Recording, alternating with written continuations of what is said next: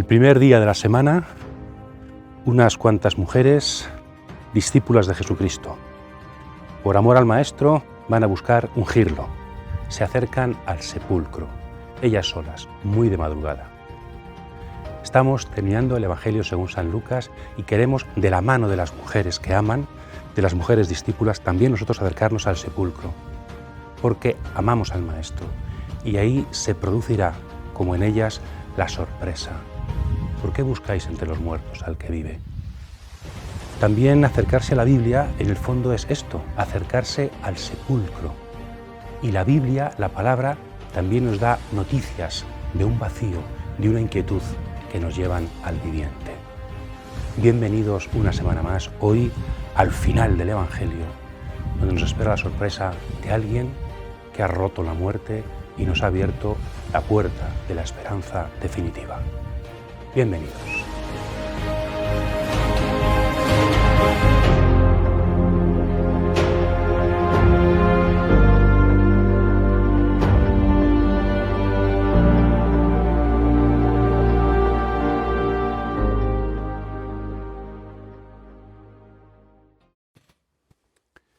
Vamos a trabajar entonces sobre el capítulo 24, el último, del Evangelio según San Lucas, la resurrección de Jesús de Nazaret.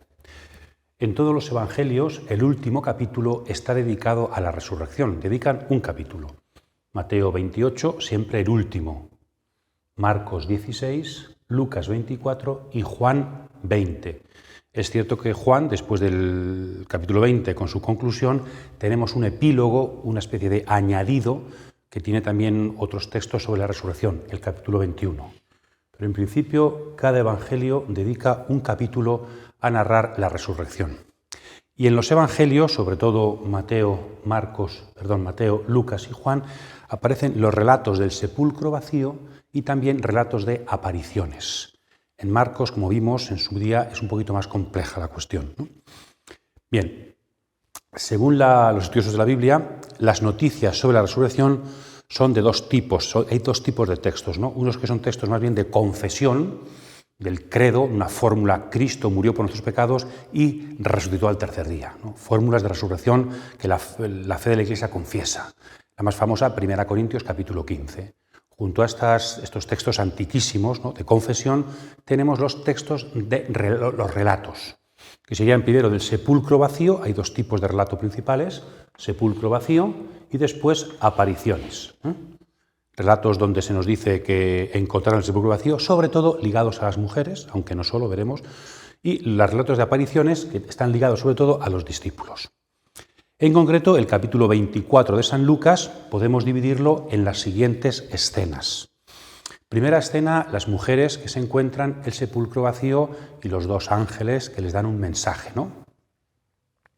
Entonces, ellas transmiten ese mensaje a los discípulos que no acaban de creerlas. Después, un pequeñísimo relato, pequeño, que Pedro fue también a ver el sepulcro y lo encontró todo como las mujeres dijeron. Segunda breve escena. Las dos tienen que ver con el sepulcro vacío. También en Juan, Pedro y el discípulo amado van a ver el sepulcro vacío, cosa que no aparece en Marcos ni en Mateo. Lucas y Juan comparten esta visita de Pedro al sepulcro vacío. Interesante. Lucas y Juan. Y después tenemos los relatos de apariciones. En San Lucas se nos dicen 3, pero se nos cuentan 2. Relato de aparición a los discípulos de Emaús. Precioso texto, ¿verdad? Después, cuando acaba, dice: es verdad, Cristo ha resucitado y se ha aparecido a Simón. Se nos informa sobre esa aparición, aunque no se nos relata, no se nos cuenta. También aparece en 1 Corintios 15, en esa confesión primitiva de fe, que Jesús se apareció a Cefas, el nombre arameo de Simón. Entonces, en más textos bíblicos aparece la aparición a Simón. Aquí también se dice, pero no se cuenta. Se cuenta la aparición a Emaús y también la aparición de Jesús a los 11 y los que estaban con él, que es la aparición principal del Evangelio según San Lucas, que ahora estudiaremos, que convierte a los discípulos en testigos de la vida de Jesús y de las Escrituras. Y la última escena es la ascensión de Jesús y los discípulos que acaban en el templo glorificando a Dios.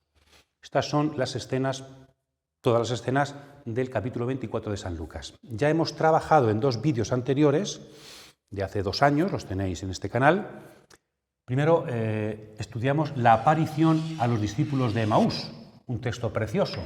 Os invitamos a ver este vídeo. Ahí se explica un poquito las claves también actuales, la aplicación actual muy bonita de este texto, ¿no? Y más tarde, con motivo del Día de la Ascensión, también hace un par de años, hicimos un vídeo sobre la ascensión de Jesús a los cielos. Os invitamos también a trabajar ese vídeo de nuevo, porque tiene que ver con San Lucas. San Lucas es el único texto del Nuevo Testamento, de los Evangelios, sobre todo Marcos un poquitín, pero muy poquito, que nos habla de la ascensión de Jesús a los cielos. Como esto ya lo hemos trabajado, vamos ahora a trabajar sobre todo los textos del sepulcro vacío y el texto de la aparición de Jesús a los 11. Vamos a trabajarlos poco a poco.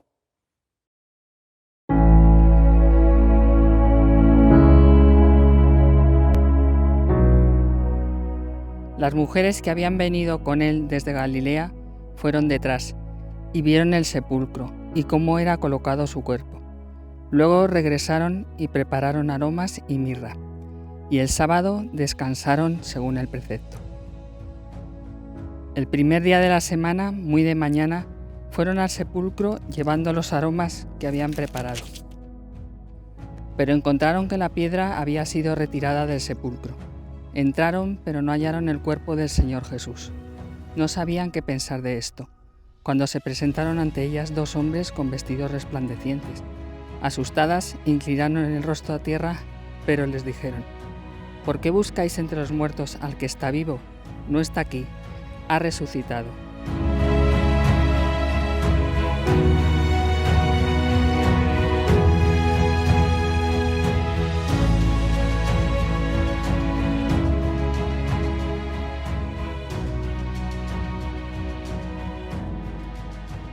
El texto de las mujeres que van al sepulcro vacío. El capítulo 24, que parecería una novedad, un comienzo absoluto, comienza con un pronombre cuyo antecedente son las mujeres del capítulo 23. Hay una continuidad total, como hemos leído, entre el final del capítulo 23, las mujeres que preparan aromas, antes del sábado, pasa el sábado, y después del sábado van con esos aromas al sepulcro. Entonces San Lucas quiere que leamos, no hay novedad todavía, hay una continuidad, seguimos, aunque ha pasado un día, estamos en el primer día de la semana, pero seguimos con las mujeres y sus aromas. La novedad no viene marcada por el tiempo o por las mujeres, sino que la novedad es lo que van a encontrar en el sepulcro estas mujeres. Es una irrupción que no está preparada como los aromas, no se lo esperaban en absoluto. De que pasado el sábado, tuvieron que esperar el sábado, que aparece también al final de San Lucas una obediencia a la ley, como al comienzo lo explicábamos de San Lucas. Por obedecer a la ley imperial de Augusto, Jesús nació en Belén, como tenía que ser, y por obedecer a la ley de Moisés fueron al templo y se encontraron con Simeón, con Ana. Es decir, Jesús y sus discípulos, sus padres y después sus discípulos, las discípulas aquí, cumplen la ley. Y eso hace posible, como Simeón, ¿no? Porque cumplen la ley después del sábado, se encuentran con Jesucristo, se encuentran con el sepulcro vacío. Si no hubieran cumplido la ley y hubieran ido a embalsamar el cuerpo el sábado, no habrían encontrado el sepulcro vacío. Entonces, en Lucas siempre cumplir la ley, la obediencia, hace posible la irrupción de la novedad, la irrupción de la gracia. Se encuentran con dos hombres, varones, vestidos de vestidos resplandecientes. Claramente se trata de ángeles, ¿no? El carácter divino, sobrenatural de la escena. También aquí se parece un poquito a los comienzos, igual que en el Evangelio de la Infancia está la presencia de los ángeles, al final también está una inclusión, ¿verdad? Al final y al principio la presencia de los seres divinos. Las mujeres comprenden la sobrenaturalidad de la escena y se postran. Y entonces los ángeles dan un doble mensaje a las mujeres, primero en forma de pregunta y después en información, ¿no? ¿Por qué buscáis entre los muertos al que está vivo? Una pregunta retórica muy bonita, una forma de presentar. Ya hablamos del verbo buscar, ¿no? En todo el Evangelio según San Lucas. Esta es la última búsqueda. Las mujeres buscan, como Zaqueo buscaba, como tantos otros han buscado en el Evangelio, ¿verdad? Pero las mujeres buscan, pero no acaban de buscar bien. tienen que buscar, pero no, el objetivo de la búsqueda tiene que convertirse, tiene que cambiar. Buscan entre los muertos al que está vivo. Eso es un participio, pero que seguramente en San Lucas no es un mero participio, sino que es casi un título de Jesús. ¿Por qué buscáis entre los muertos al viviente? A partir de ahora Jesucristo se ha convertido en el resucitado, el que vive para siempre, el viviente. Una expresión típica de San Lucas, pero que nos recuerda mucho a la teología de San Juan, otra vez parecidos entre San Lucas y San Juan. Jesús es aquel que es la vida, yo soy el camino, la verdad y la vida, y que quien le come, quien cree en él, tiene vida eterna. En la línea de San Juan, de la teología de San Juan, Jesús para San Lucas es el viviente. Un poquito más tarde se nos dirán los discípulos de Emaús también que tenía que entrar en su gloria. El tema de la vida y el tema de la gloria son también muy típicas de Juan y aparecen en el capítulo 24 del Evangelio según San Lucas. Jesucristo aparece en forma de pregunta, ¿no? Nuestras búsquedas, ¿dónde van? Tienen que reconducirse hacia el viviente, hacia el resucitado, hacia aquel en quien todo es novedad. Y después de la pregunta, la información no está aquí, ha resucitado. En Marcos y en Mateo dice, id a Galilea y allí me veréis. Aquí en Lucas, muy bonito, como la presencia de Galilea también está, pero no mirando al futuro, id a Galilea y allí me veréis. Porque en San Lucas las apariciones son en la ciudad santa, en Jerusalén. En San Lucas todo el ministerio de Jesús converge en Jerusalén, culmina en Jerusalén, y después el ministerio de la Iglesia brota de Jerusalén. Jerusalén es el gozne, como después también veremos, entre la vida de Jesús, su tarea, y la misión de la Iglesia. Las apariciones no son en Galilea, como en Marcos y en Mateo, sino que son en Jerusalén. Por eso no puede decir, me veréis en Galilea, en el anuncio de los ángeles, pero en cambio conserva Galilea. Pero Galilea no es una referencia al futuro del ver a Jesús, sino al pasado de sus palabras. Ha resucitado como os dijo cuando todavía estabais en Galilea. Se remonta al pasado de la subida a Jerusalén, los anuncios de la pasión y la resurrección. Es decir, de alguna forma, en San Lucas lo importante es recordar las cosas que ya sabemos. Si en el fondo, veremos también después, ¿no? Lo importante no son las novedades, sino que ya estaba dicho. Lo que pasa es que no lo entendimos en su momento. Entonces, la importancia de Galilea, a diferencia de Marcos, como, diríamos, analepsis, como recordatorio de lo que Jesús ya había anunciado. Si ya estaba dicho, pero no lo comprendíais. Ahora sucede lo que Jesús, el profeta, ha ido anunciando. ¿Os acordáis del profeta? Siempre la palabra precede al acontecimiento. Lo que está sucediendo es fruto de lo que Jesús mismo anunció a vosotros, os anunció en Galilea cuando subíamos a Jerusalén. Reacción de las mujeres, efectivamente, la memoria. Las mujeres se acordaron y comprendieron la importancia de la memoria, de acordarse de las palabras para comprender. Nos recuerda esto un poquito también a Simón en las negaciones. Cuando Jesús lo miró, se acordó Simón de las palabras que le había dicho en la última cena y entonces lloró, se arrepintió. Es decir, cuando hay acontecimientos fundamentales, la presencia de Jesús, su vida, nos hace recordar las palabras de Jesús. Lo mismo le pasa a los discípulos de Emaús, que cuando está partiendo el pan Jesús, se acuerdan del camino que ardía su corazón cuando escuchaban la palabra. Entonces, la importancia en las mujeres, en Pedro, en los de Emaús, la importancia de recordar las palabras. Siempre tiene que haber algún acontecimiento que nos haga recordar y comprender lo que en su momento no comprendimos. La resurrección tiene relación con el mensaje de Jesús, con la misión de Jesús, con un antes que hemos compartido ya con Jesús y que ahora se cumple, y por eso podemos comprender todo lo que Él nos dijo antes. Estas mujeres, a diferencia de las mujeres en San Marcos, que se van asustadas y no cuentan nada a nadie, ya lo explicamos también en su día, un misterioso final de San Marcos, las mujeres aquí sí comunican lo dicho por los ángeles a los discípulos. Y se nos dan aquí sus nombres, los nombres de las mujeres. En San Marcos se dan al principio y aquí se dan al final. No coinciden algunos nombres. Bueno, los nombres de las mujeres. Nos recuerda también a la lista de mujeres de Lucas capítulo 8. Los 3 primeros versículos, también las mujeres que acompañaban a Jesús eran discípulas y les servían, ¿no? ¿Cuál es la reacción de los discípulos? Ellas lo comunican, cumplen su misión, pero los discípulos no las creen. Les parecen cosas imaginativas. ¿Por qué no las creen? Aquí los investigadores han dado sobre todo 2 tipos de razones. No las creen por la dificultad del mensaje, es que cómo vamos a creer, es imposible que Cristo ha resucitado, eso es imposible de creer. Otros dicen que por la falta de validez de los testigos. En aquel tiempo, tanto en la cultura judía como en la cultura griega y romana pagana, el testimonio de las mujeres no acaba de valer. De hecho, hay un filósofo, Celso, en el siglo II, que se mete mucho con el cristianismo, critica el cristianismo. Una de las cosas que dice es que su mensaje brota del delirio de unas mujeres por la mañana cerca de un sepulcro. Delirio de mujeres, eso es el cristianismo. Un pagano, un filósofo judío que está criticando al cristianismo, que es delirio de mujeres. Efectivamente, si el testimonio de las mujeres no valía, ¿por qué se ha recordado en los evangelios? Porque es una cuestión histórica. Jesús ha elegido a las mujeres como primeras testigos de su resurrección. Ahí se fundamenta la primera noticia de la gran victoria de Jesús crucificado sobre la muerte.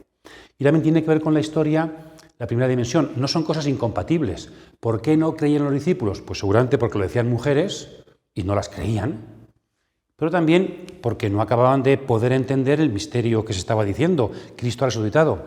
Y aquí hay un tema muy interesante, la relación entre resurrección y siglo I, historicidad.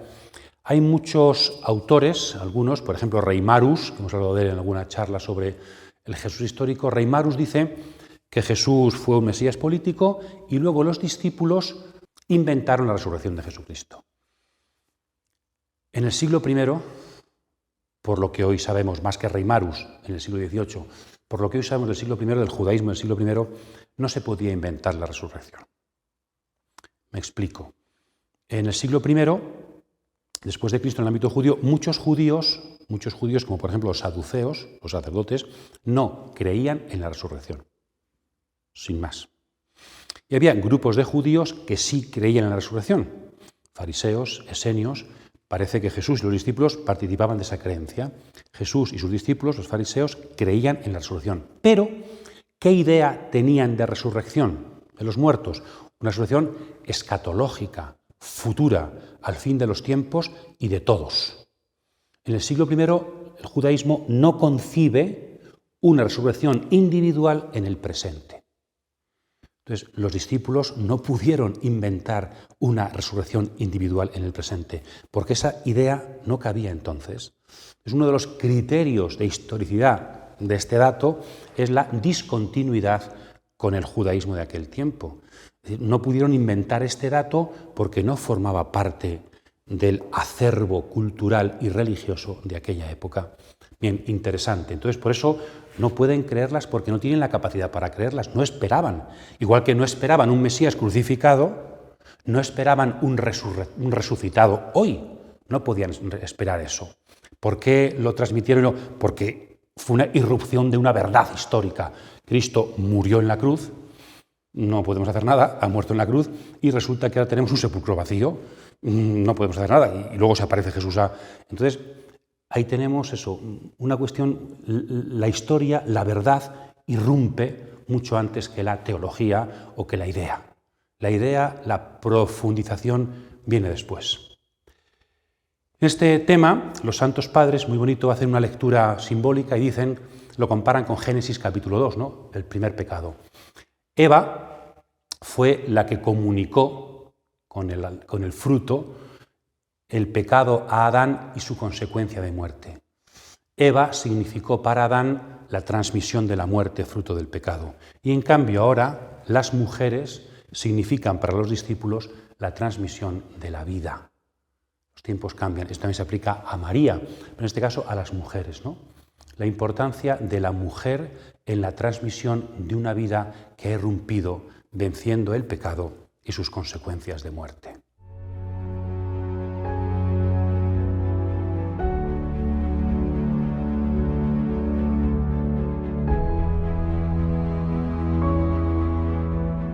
Regresaron pues del sepulcro y anunciaron todas estas cosas a los 11 y a todos los demás. Las que referían estas cosas a los apóstoles eran María Magdalena, Juana y María la de Santiago, y las demás que estaban con ellas. Pero a ellos todas aquellas palabras les parecían desatinos y no les creían. Con todo, Pedro se levantó y corrió al sepulcro. Se inclinó, pero solo vio los lienzos y se volvió a su casa, asombrado por lo sucedido.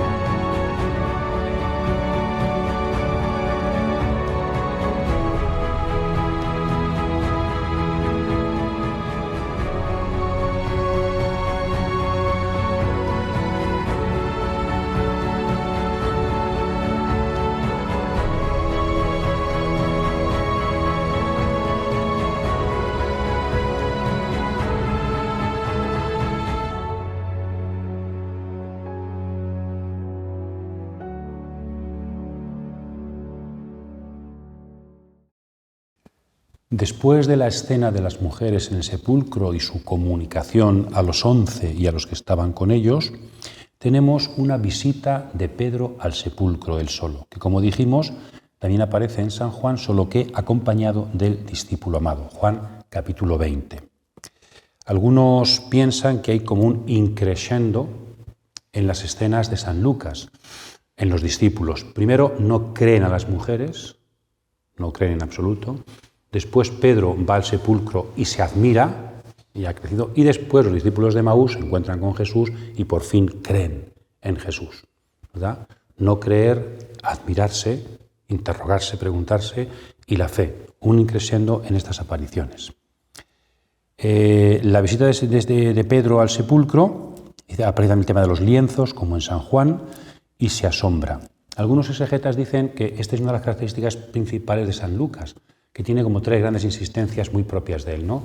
Llamar a Jesús el viviente, que ya hemos explicado, también el tema de Galilea, que lo cambia de una prolepsis, o anuncio del futuro, a una analepsis, a un recordatorio del pasado. Galilea en San Lucas, cambio de significado. Esa sería la tercera característica del sepulcro vacío en San Lucas. Pedro aparece visitando el sepulcro, cosa que no aparece en los demás evangelios sinópticos. Bien, y aquí tendríamos que insistir cómo San Lucas da mucha importancia entonces a los relatos del sepulcro vacío, que deberíamos preguntarnos cuál es su significado. No solamente son las mujeres, también las mujeres y Pedro. También Pedro tuvo experiencia del sepulcro vacío, como en San Juan, Pedro y el discípulo amado. ¿Qué es el sepulcro vacío? Según muchos investigadores, el relato del sepulcro vacío se parece, habría que compararlo con el relato del paso del Mar Rojo en el Éxodo. Es un relato fundacional, fundante con respecto a una religiosidad, ¿no? Los judíos recuerdan aquel paso porque ha sido lo que dio origen a su religión. También los cristianos recuerdan aquel paso, aquel relato, aquel encuentro, aquella irrupción del vacío del sepulcro, aquella admiración como fundamento de su religiosidad, ¿no? El sepulcro vacío, ¿cuál podría ser el significado profundo del sepulcro vacío? Muchos también han dicho que el sepulcro no significa tanto una apologética de una defensa de Jesús ha resucitado, cuanto una apologética de Jesús realmente ha muerto. En 1 Corintios 15, en la fe primitivísima, el credo primitivísimo de la Iglesia, se dice que fue sepultado después de la muerte, ¿no? Entonces, la sepultura sella la verdad de la muerte. Fue una muerte real frente a algunos que decían que fue solamente una apariencia de muerte porque siendo Dios no podía, no. Jesús murió realmente. El relato del sepulcro vacío no demuestra la resurrección, eso es cierto, porque podría haber sido robado, podría haber sido cualquier cosa, no. Los relatos del sepulcro vacío no demuestran la resurrección, eso es cierto, pero tienen que ver con la resurrección. Aquí nos metemos en un tema teológico que os invitamos a reflexionar, muy importante y no fácil. Muchos investigadores, muchos pensadores de la Iglesia piensan que no existe una relación entre el sepulcro vacío y la resurrección de Jesucristo. Algunos piensan que Jesucristo podría haber resucitado aunque el sepulcro no estuviera vacío. Eso es cierto. ¿Podríamos hablar de resurrección de Jesucristo con el cuerpo de Jesucristo allí? Incluso hay películas sobre esto, ¿no? Y hay libros también sobre esto que intentan hacerlo compatible. Pues aquí tenemos que decir, yo creo, 2 cosas. Una desde el punto de vista histórico y otra desde el punto de vista teológico. Desde el punto de vista histórico, pues lo que pensemos nosotros o lo que piensen estos pensadores que digo, o estos teólogos o filósofos, bueno, pues no lo sé lo que piensan. Pero en el siglo I, ¿era compatible en el siglo I en el judaísmo la afirmación de una resurrección teniendo al lado el cadáver del difunto? Evidentemente no. No sabemos si en la concepción ilustrada, racionalista de las cosas, podemos creer en una resurrección mística, espiritual, simbólica, pero en el siglo I, en la cultura semita del cuerpo y la carne, es impensable una resurrección con el cuerpo y el cadáver allí presente, impensable. De hecho, esto Benedicto XVI lo explica muy bien en la tercera parte de su libro Jesús de Nazaret. En el capítulo 2 del libro de los Hechos, San Pedro, citando el Salmo 16, en su versión griega, el Salmo 15, dice, no dejarás a tu fiel conocer la corrupción. Eso, dice, queridos hermanos, lo dice David, Salmo 16, lo dice David, pero en cambio David no ha resucitado, sí ha conocido la corrupción, porque su sepulcro está aquí entre nosotros. Este salmo de resurrección no se puede aplicar a David porque está el sepulcro entre nosotros, tiene que aplicarse al nuevo David. Luego, el que esté el sepulcro de David, que esté allí enterrado entre nosotros, es un signo de que no ha resucitado. Entonces, si el sepulcro de Jesús estuviera lleno del cadáver, estuviera con él, tampoco podría aplicarse a Jesús. ¿Por qué se puede aplicar a Jesús este salmo? Porque el cuerpo de Jesús no ha conocido la corrupción, porque no está allí. Desde el punto de vista histórico tenemos que decir que en la mentalidad judía del siglo I es incompatible la afirmación de Cristo ha resucitado y hemos encontrado su cuerpo. Es completamente incompatible. Desde el punto de vista histórico, el cuidado con imponer nuestras filosofías, nuestra mentalidad ilustrada, nuestra mentalidad posmoderna o moderna a aquella época. Pero es que también, desde el punto de vista teológico, ¿qué idea tenemos de la resurrección? En la Iglesia Católica el credo está claro, ¿no? Creo en la resurrección de la carne. Nuestra idea no es tampoco ilustrada. La idea teológica de la Iglesia tiene más que ver con el mundo semítico que con el mundo ilustrado de la filosofía racionalista. Los cristianos pensamos que la resurrección es la resurrección de la carne. No resucita el alma, sino la carne, que vuelve a la vida. ¿De qué forma, con qué? Eso ya habrá que preguntárselo y crea dificultades. 1 Corintios 15. Intenta Pablo también hablar de esto, ¿no? Pero ¿qué idea tenemos de la resurrección y sobre todo de la resurrección de Jesús? El sepulcro vacío no es apologética, o sea, no es Cristo ha resucitado porque está vacío el sepulcro, no, pero sí que es una condición de posibilidad para comprender correctamente la resurrección. Sin el sepulcro vacío no podríamos hablar de verdadera resurrección. Y luego un tema, yo creo, muy interesante, que en algún vídeo anterior también reflexionábamos, y es, de alguna forma, en Jesucristo, el cuerpo histórico de Jesucristo, nacido de María Virgen, este cuerpo físico histórico que pertenece a esta historia, a esta creación, ha dejado el sepulcro vacío y ha resucitado. Es decir, la materia de Cristo, de esta historia resucitada, transformada, es el comienzo de la nueva creación. En el cuerpo físico de Jesús se da la continuidad entre esta creación material y la nueva creación, también material, pero resucitada, gloriosa. Y aquí nos jugamos mucho sobre la verdad de la resurrección y también nuestro concepto de resurrección. De ahí que para la Iglesia sea fundamental el cuerpo de Cristo. Su cuerpo glorioso y también su cuerpo místico, que es la Iglesia, y su cuerpo eucarístico. Comiendo el cuerpo eucarístico de Jesús, creemos que nuestros cuerpos históricos van a compartir la resurrección que ya vive el cuerpo resucitado de Jesús de Nazaret. Es la importancia teológica, espiritual, eucarística del sepulcro vacío.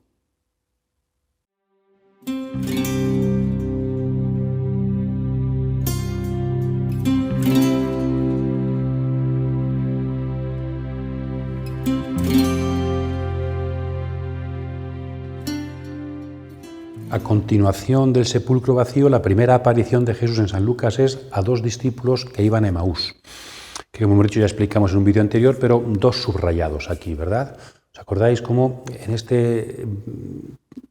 escena lo principal es el reconocimiento de Jesús gracias a un camino en que se explica la palabra y después se parte el pan? La palabra y el pan son como un camino eucarístico, está claro, fracción del pan es el nombre primitivo de la Eucaristía. Entonces, ¿qué nos quiere decir este texto? Que a Jesús se le puede reconocer no solamente aquel día en que resucitó, sino también los lectores. Nosotros podemos, aunque no veamos a Jesús, como ellos dejaron de verlo, podemos reconocer a Jesús en la fracción del pan, es decir, escuchando su palabra y dejando que Él parta el pan para nosotros. La Eucaristía es el lugar adecuado para el encuentro con Jesús de Nazaret que hace posible nuestro discipulado. No es posible ser discípulos de Jesús sin encuentro personal con Jesús, pero este encuentro es posible porque Él ha resucitado y sale a nuestro encuentro en la Eucaristía, explicándonos la palabra y partiendo para nosotros el pan. Un mensaje a todas las generaciones. Podéis ser cristianos porque existe la Eucaristía. Cristo os acompaña en el camino Cristo se sienta con vosotros a la mesa.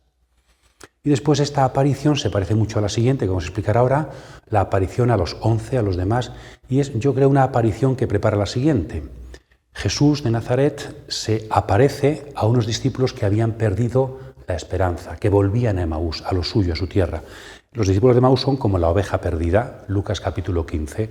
Jesús resucitado es el buen pastor que sale a la búsqueda de la oveja perdida. Aquí ya no es la oveja perdida del pecado, es la oveja perdida de la falta de esperanza, de la falta de ilusión. La muerte del Mesías ha acabado con sus ilusiones, ha roto la vocación. Y Jesús resucitado vuelve a reconstruir la vocación, carga con la oveja perdida, la devuelve a Jerusalén, es decir, a la ilusión, es decir, a la comunidad. Pero ahora veremos, cuando están todos juntos contando sus experiencias, Jesús se aparece y se produce el reconocimiento definitivo y el comienzo de la misión.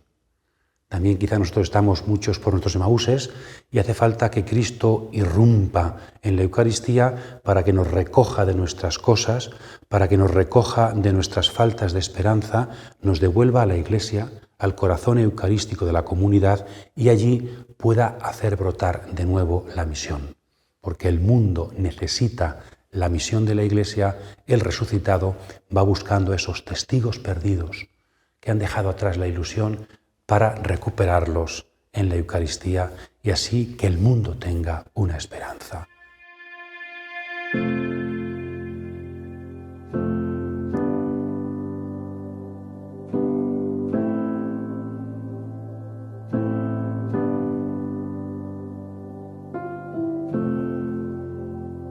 Estaban hablando de estas cosas cuando él se presentó en medio de ellos y les dijo: «La paz con vosotros». Sobresaltados y asustados creían ver un espíritu, pero él les dijo: «¿Por qué os turbáis? ¿Por qué se suscitan dudas en vuestro corazón?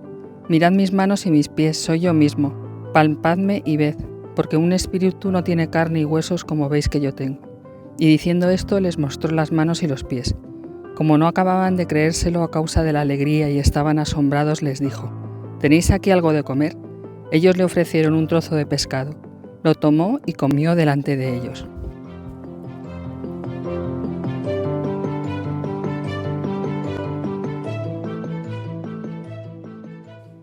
Trabajamos ahora entonces la segunda aparición de Jesús, Lucas capítulo 24, versículos 36 y siguientes. Realmente sería la tercera aparición, porque la primera es Emaús, otra aparición que no se nos relata sería a Simón, que no la conocemos, no se nos relata, pero se nos informa de ella, y esa sería la tercera aparición, a todos, a dos, a uno y ahora a todos juntos, la principal aparición que tiene muchos paralelos con los evangelios. Podríamos comparar esta aparición con la aparición de Mateo en el capítulo 28, que aunque esta es en el monte y en Galilea, pero tiene también muchos parecidos con San Lucas. Las dudas de los discípulos, la misión que se les da, también un poquito más lejana, pero se parece un poquito a Marcos 16, versículos 9 y siguientes. Y a quien más se parece, en Juan 20, 21, esos dos capítulos, tienen tres apariciones de Jesús. En la primera, cuando no está Tomás, que les da el Espíritu y los envía a perdonar. En la segunda, cuando sí está Tomás, al final del capítulo 20. Y en la tercera, la aparición también, cuando están pescando en el lago de Tiberíades.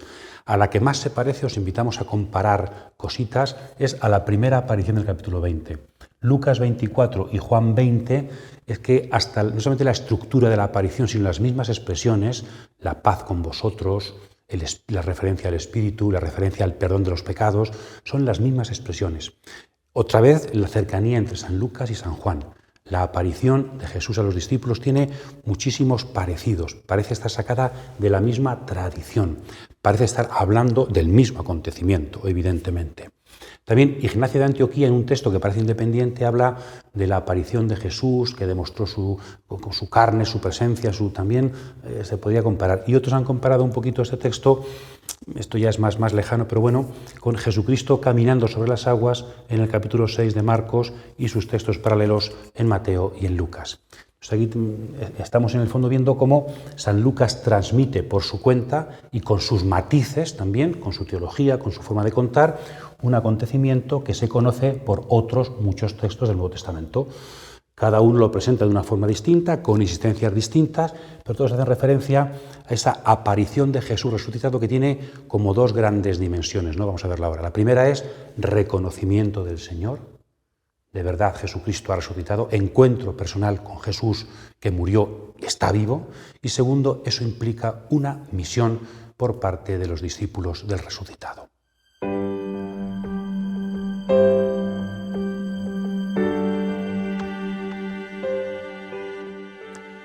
Trabajamos entonces el texto de la aparición de Jesús a los 11 y a los que estaban con ellos. No solamente el grupo de los 11, están subrayados los 11, pero había más gente. Dice que estaban hablando de estas cosas, los discípulos de Emaús han llegado, cuentan su experiencia, otros dicen, se ha aparecido Simón, es verdad, están contando su alegría, su experiencia, cada uno, y ahí irrumpe Jesús. Están todos hablando de Jesús, están todos contando su experiencia, en la comunidad Dios y Jesucristo irrumpe y les saluda con la paz. Un saludo ciertamente muy hebreo y también muy de aquel tiempo, también en el mundo romano y en el mundo griego, ¿no? Saluda con la paz. La reacción de ellos, aunque se supone que ya creían, pero quedan completamente... Una cosa es que te informen de algo, pero otra cosa es verlo delante, ¿no? Entonces, esa reacción suya, que se admiran y que se asustan, tiene que ver seguramente con que estamos ante una teofanía. En toda teofanía, en toda manifestación de Dios, el ser humano siempre se queda desbordado, reacciona siempre con temor, con temblor, porque le supera aquello que irrumpe en su vida. Y también dicen que creen ver un espíritu. ¿Qué significa esto? Lo que hemos dicho antes, ¿no? En el siglo I no hay una fe en una resurrección individual en este tiempo. Entonces, si hay aquí un señor que sabemos que es un difunto, ¿qué puede ser? Pues una especie de... un difunto que ha venido aquí a visitarnos, ¿no? Eso sí se creía. Tenemos, por ejemplo, en el primer libro de Samuel, cómo Saúl va a consultar a Samuel, que estaba muerto, y en Endor hay una pitonisa que invoca el espíritu de Samuel y surge, es un fantasma que habla con Saúl. Samuel y Saúl hablan, el difunto Samuel habla con Saúl. O también cuando en Hechos 12 Pedro es liberado de la cárcel, como está en la cárcel, la gente le ve en la casa de Rosa y piensan que es su ángel. Es un ángel, un espíritu, un fantasma, un muerto con su...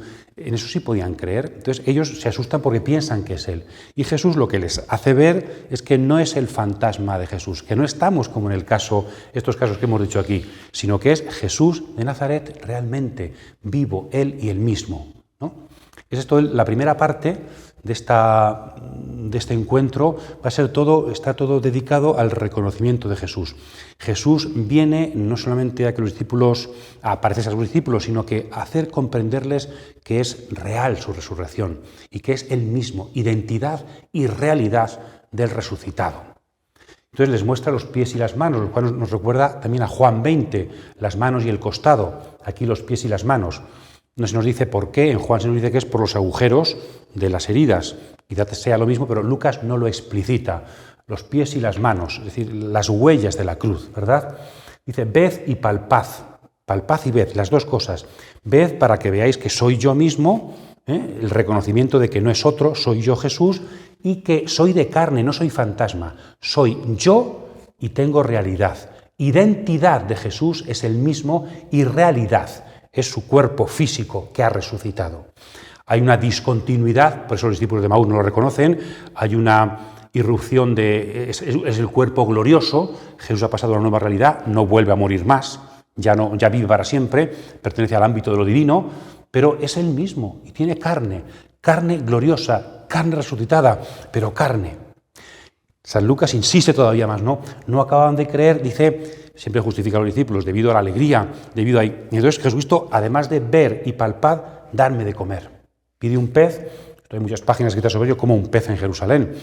Algunos dicen, es una cuestión histórica, porque allí se salaban las conservas, entonces se podía tener peces en Jerusalén. Otros dicen, no, es que aquí más que un pez histórico, quizá lo sea, es un símbolo, porque en el fondo está haciendo referencia, Juan 21 habla de que este encuentro fue en el lago. Entonces, a lo mejor aquí hay restos de que el encuentro fue en el lago, o también otros piensan que es una referencia a la multiplicación de los panes.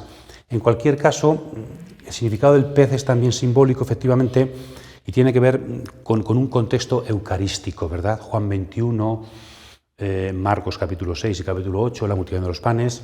El pez, aunque podemos hablar de una cuestión histórica, le presentaron un pez de verdad en aquel tiempo que podía estar en salazón, pero además se han descubierto, por cierto, en Magdala, junto en el lago de Galilea, fábricas de salazón de pescado, evidentemente, y se llevaban a muchos sitios, entonces a Jerusalén. Pero aquí, además de la cuestión histórica de cómo un pez en Jerusalén, que no hay ríos ni hay mar, el símbolo del pez. El símbolo del pez que nos relaciona esto con la multiplicación de los panes, con Jesucristo como pez, con las comidas eucarísticas posteriores de los discípulos. El pez tiene también un significado profundamente simbólico. Y luego dice que come delante de ellos. Esa expresión también puede significar come con ellos. Literalmente come delante de ellos, pero puede ser, entonces, comer delante de ellos es una cuestión apologética para demostrar la verdad, la carnalidad, la profunda realidad de Jesús, su presencia física.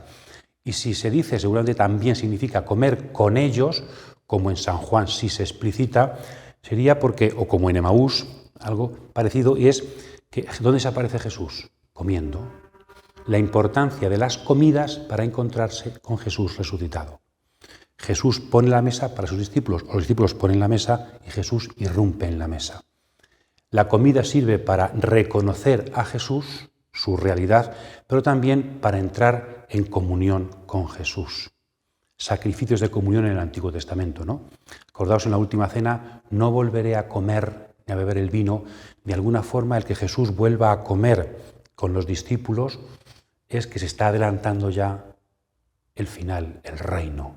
La Eucaristía recuerda la última cena de Jesús, sus comidas históricas, pero también apunta a las comidas escatológicas de Jesús con sus discípulos en el reino. Esto es la primera parte. Y en la segunda parte Jesús, versículos 44 al 49, les da un mensaje final a sus discípulos, el mensaje final del Evangelio, la tarea, la misión.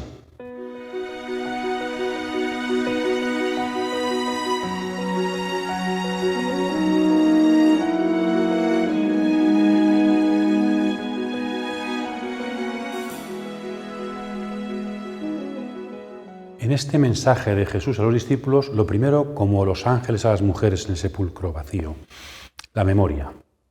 Esto corrobora lo que ya os dije. Mirad atrás, recordad las palabras que os dije, la importancia de lo que Jesús profeta había dicho que ahora se va cumpliendo. Si es importante la perspectiva profética, es fundamental en nosotros la memoria. La palabra precede al acontecimiento, cuando llega el acontecimiento, la memoria recuerda la palabra. La religiosidad judía y cristiana en este caso, se fundamenta muy especialmente en la capacidad de memoria. La palabra de Jesús la escuchamos, la guardamos en el corazón y vamos comprendiéndola a la vez que se va cumpliendo. La importancia de la memoria. María de Nazaret, ¿os acordáis al principio? Que guardaba en su corazón, en su memoria, todo lo que iba sucediendo. Es necesario de San Lucas, que después veremos, que se cumplan en mí todas las Escrituras, todas. Como que Jesucristo, ¿de quién hablan las Escrituras? De Jesús. Es el centramiento cristológico de la Biblia, ¿no? Y aquí aparece, en los de Emaús había aparecido Moisés y los profetas, las dos principales partes de la Biblia hebrea. Aquí aparecen tres: Moisés, la ley, los profetas y los salmos. Sabemos que la Biblia hebrea tiene tres partes: ley, profetas y escritos, que es el resto. Dentro de los escritos, lo más importante son los salmos. Y de hecho, ¿por qué subraya aquí los salmos San Lucas? Primero porque es el libro más importante de los escritos, pero también porque luego, en Hechos de los Apóstoles, serán los salmos los textos que los discípulos más usen para hablar de la resurrección de Jesucristo. Sobre todo el Salmo 16, que antes hemos citado, no dejarás tu fiel conocer la corrupción, el Salmo 2, tú eres mi hijo, yo te he engendrado hoy, y el Salmo 110. Siéntate a mi derecha y pondré a tus enemigos estrado de tus pies. Hay más, pero tres principales salmos que nos hablan de la resurrección. También el Salmo 22 y el Salmo 69 nos hablarían de la pasión del Mesías. Entonces, la ley, los profetas y los salmos, la triple división de la Biblia hebrea. Hay un autor que ha encontrado en la cueva 4 de Qumran, hay un pequeño texto que también habla un poquito de la Torá, los profetas y David, los salmos. También parece que no solamente el Nuevo Testamento, San Lucas, sino que también en aquella época los textos de Qumran también tienen esa división tripartita de la Biblia hebrea con los salmos, porque tripartita estaba ley, profetas y salmos. Pues en Qumran también. En el Antiguo Testamento, en el prólogo del libro del Sirácida, si queréis leerlo, aparece que la Biblia hebrea está dividida en ley, profetas y escritos. Aquí se privilegia los salmos entre esos escritos. Bien, y entonces abrió sus mentes para que comprendieran las Escrituras. Es decir, aquí lo que más se insiste, y en el fondo se repite lo de ya de Emaús, es que comprendamos la comprensión de las Escrituras desde Cristo y la comprensión de Cristo desde las Escrituras. La coherencia del plan de Dios, que encuentra en la pasión y la resurrección del Mesías toda su coherencia, toda su plenitud, todo su cumplimiento.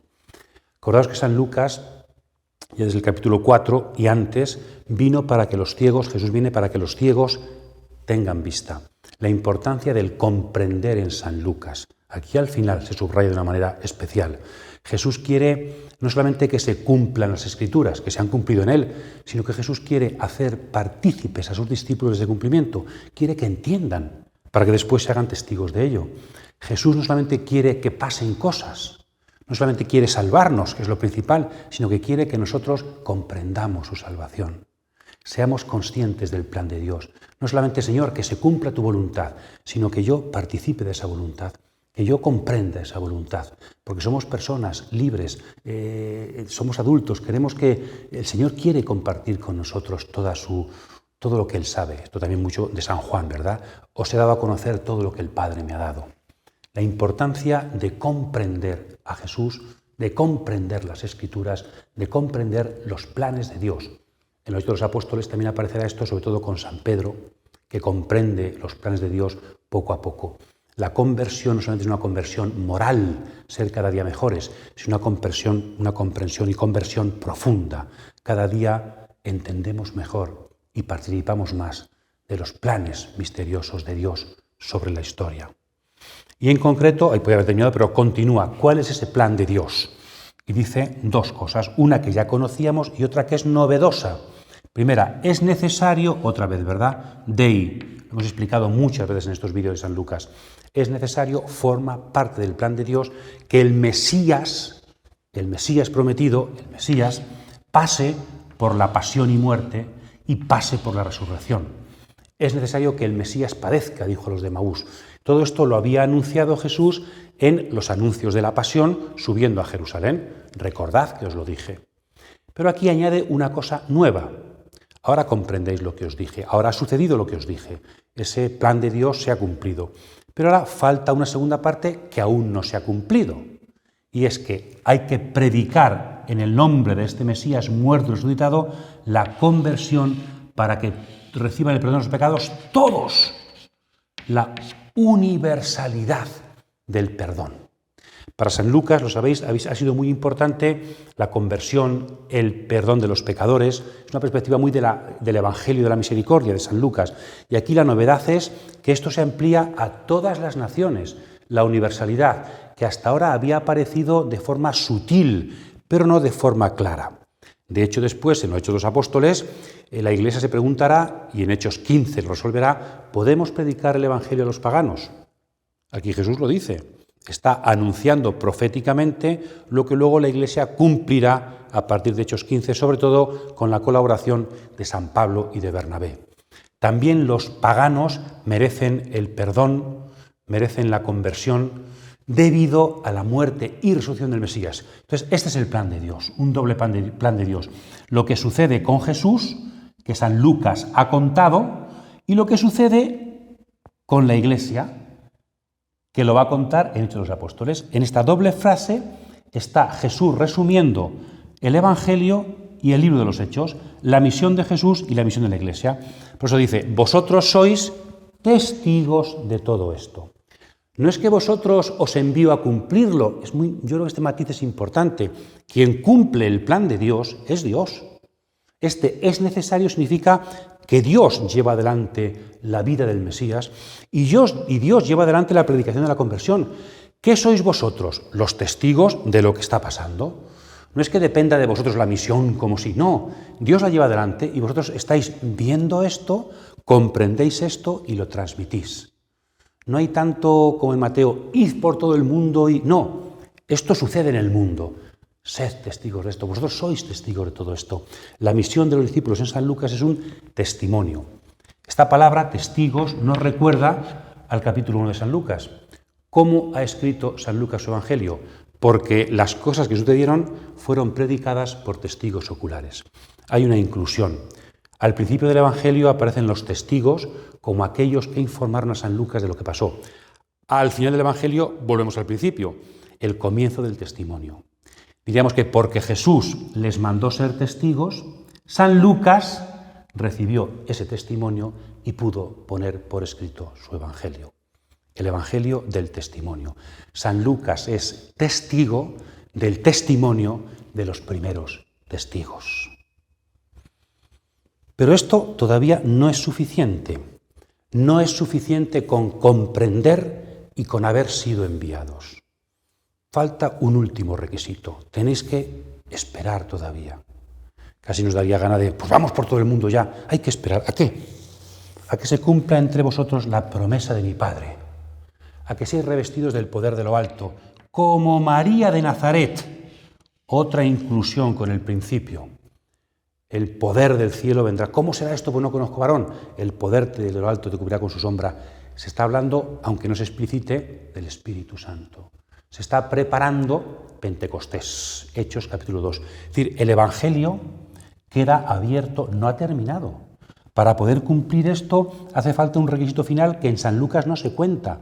Se promete pero no se cuenta. Aquí otra vez la palabra que precede al acontecimiento. Esta palabra y el acontecimiento posterior sirven de nexo a los dos libros. Lo que Jesús promete al final del primer libro se cumplirá al comienzo del segundo libro. Por eso tenéis que esperar en la ciudad santa de Jerusalén, que es el gozne entre la misión de Jesús y la misión de la Iglesia. Esto es muy importante también, yo creo, amigos, para la misión de la Iglesia también en la actualidad. A veces hemos pensado que con ser enviados es suficiente, con tener tarea es suficiente, con saber lo que tenemos que decir y hacer es suficiente, ya no buscamos los medios. No. Además de ser enviados por el Hijo, necesitamos ser capacitados por el Espíritu. Lo explicaremos Dios mediante en posteriores vídeos sobre Hechos de los Apóstoles. No es suficiente con tener misión, no es suficiente con tener vocación. Hace falta la capacitación, que solo la puede dar el Espíritu. De ahí la importancia de una vocación que sabe esperar la capacitación desde lo alto. Quedaos en la ciudad. Para ser testigos necesitáis el Espíritu.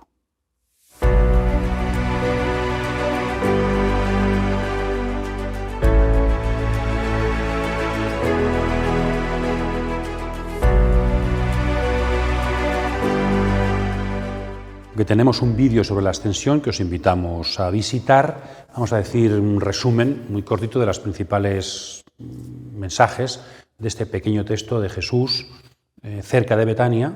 Después en Hechos se dice que es el Monte de los Olivos, cerca de Betania, asciende a los cielos, ¿verdad? La ascensión no solamente es el final literario del Evangelio, sino que es el final de la misión de Jesús.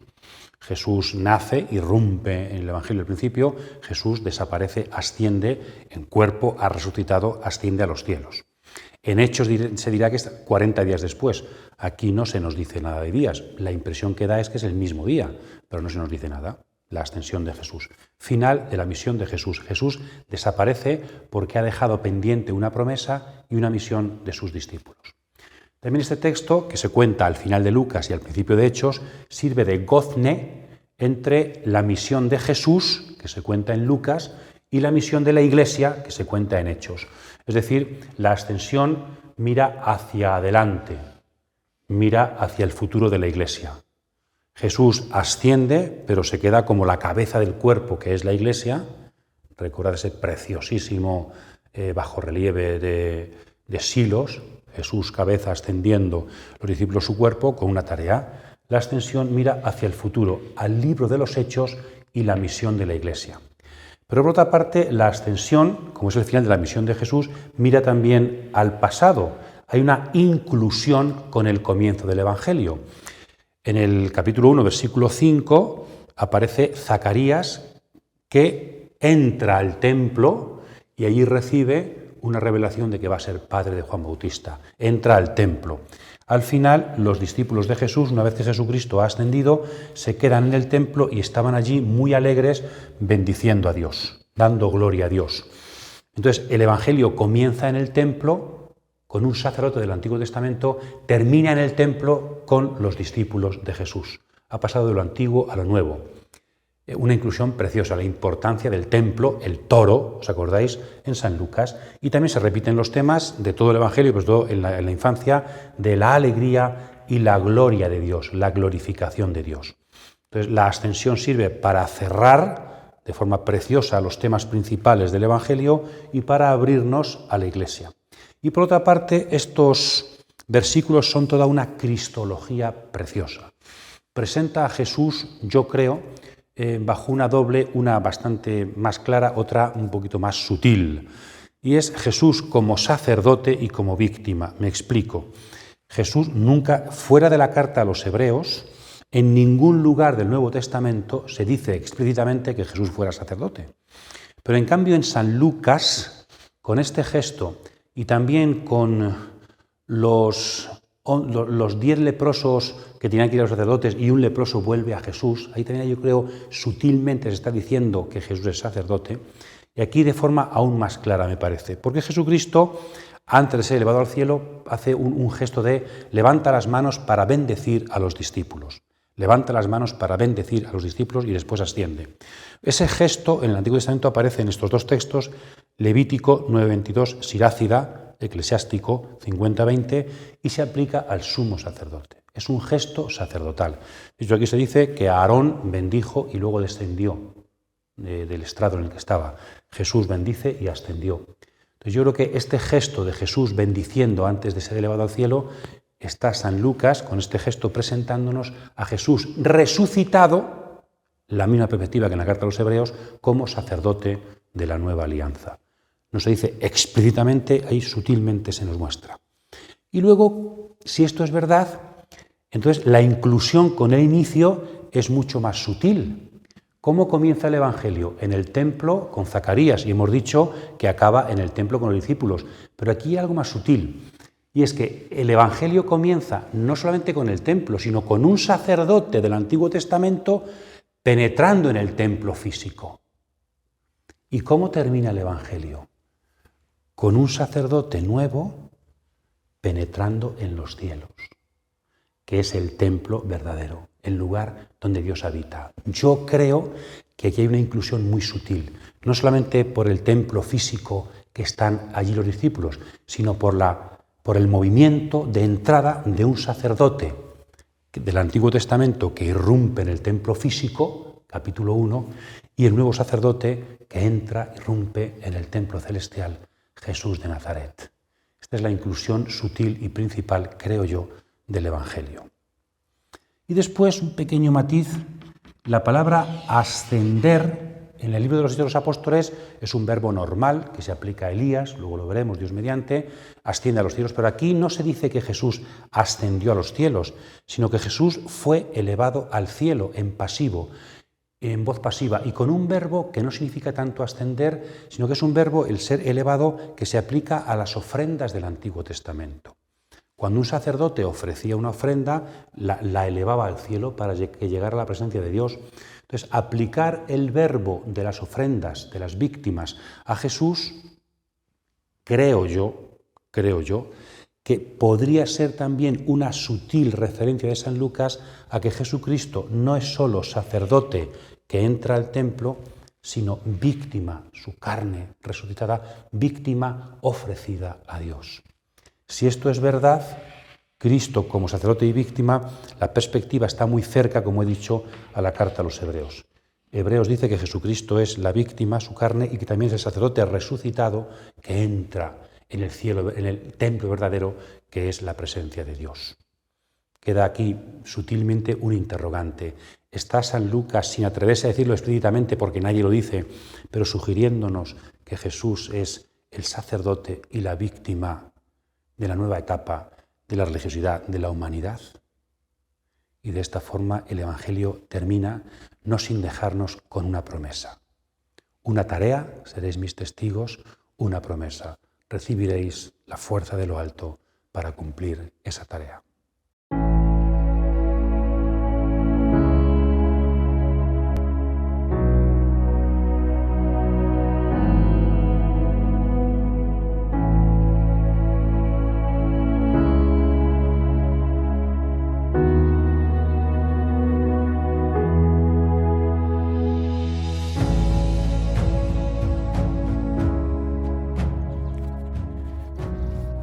Hemos terminado nuestro recorrido por el Evangelio según San Lucas, con Jesucristo resucitado que asciende a los cielos y deja a los discípulos rezando en el templo, esperando el Espíritu para prepararse a la misión. Al acabar este Evangelio, quedan ante nosotros dos retos. El primero, un reto literario. San Lucas no termina, se continúa en el libro de los Hechos de los Apóstoles. Os invitamos a una futura reflexión también, si Dios nos da fuerzas, para trabajar el libro de los Hechos. Pero queda también otro reto personal.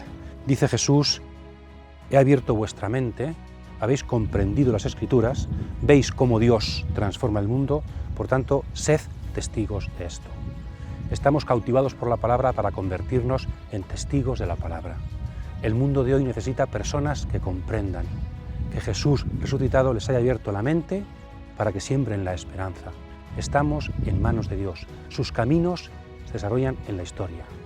Por eso somos testigos y sembramos la esperanza y el futuro. Feliz Pascua de Resurrección, feliz semana, feliz trabajo, feliz testimonio a todos.